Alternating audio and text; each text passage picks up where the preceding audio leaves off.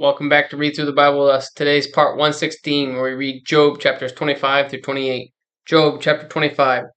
Then answered Bildad the Shuhite, and said, Dominion and fear are with him. He maketh peace in his high places.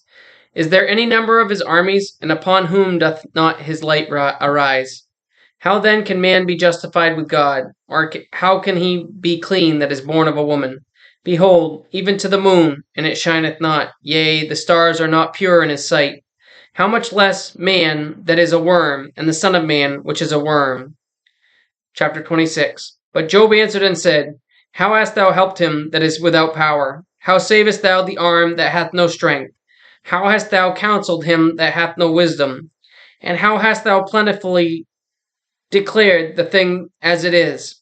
To whom hast thou uttered words, and whose spirit came from thee? Dead things are formed from under the waters, and the inhabitants thereof. Hell is naked before him, and destruction hath no covering.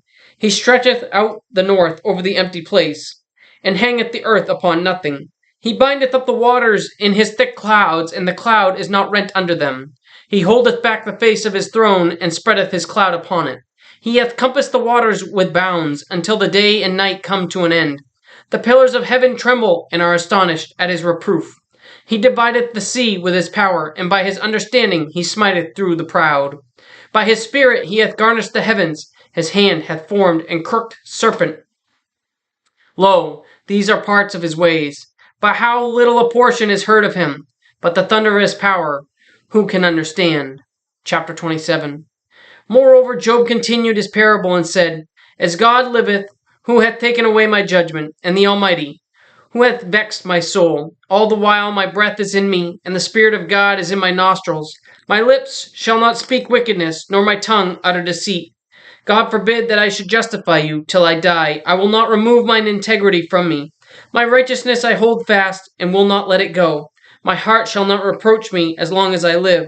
Let mine enemy be as the wicked, and he that riseth up against me as the unrighteous. For what is the hope of the hypocrite, though he hath gained when God taketh away his soul? Will God hear his cry when trouble cometh upon him? Will he delight himself in the Almighty? Will he always call upon God? I will teach you by the hand of God that which is with the Almighty will I not conceal. Behold, all ye yourselves have seen it. Why then are ye thus altogether vain? This is the portion of a wicked man with God, and the heritage of oppressors which they shall receive of the Almighty. If his children be multiplied, it is for the sword, and his offspring shall not be satisfied with bread. Those that remain of him shall be buried in death, and his widows shall not weep. Though he heap up silver as the dust, and prepare raiment as the clay, he may prepare it, but the just shall put it on, and the innocent shall divide the silver. He buildeth his house as a moth, and as a booth that the keeper maketh. The rich man shall lie down, but he shall not be gathered. He openeth his eyes, and he is not. Terrors take hold on him as waters, and a tempest stealeth him away in the night. The east wind carrieth him away, and he departeth, and as a storm hurleth him out of his place. For God shall cast upon him, and not spare. He would fain flee out of his hand. Men shall clap their hands at him, and shall hiss him out of his place. Chapter 28. Surely there is a vein for the silver, and a place for gold where they find it. Iron is taken out of the earth, and brass is molten out of the stone. He setteth an end to darkness, and searcheth out all perfection, the stones of darkness and the shadow of death. The flood breaketh out from the inhabitant, even the waters forgotten of the foot. They are dried up, they are gone away from men. As for the earth, out of it cometh bread, and under it is turned up as it were fire. The stones of it are the place of sapphires, and it hath dust of gold. There is a path which no fowl knoweth, and which the vulture's eye hath not seen. The lion's whelp have not trodden it, nor the fierce lion passeth by it. He putteth forth his hand upon the rock. He overturneth the mountains by the roots. He cutteth out the rivers among the rocks, and his eye seeth every precious thing. He bindeth the floods from overflowing, and the thing that is hid bringeth he forth to light. But where shall wisdom be found? And where is the place of understanding? Man knoweth not the price thereof, neither is it found in the land of the living. The depth saith, It is not in me, and the sea saith, It is not with me.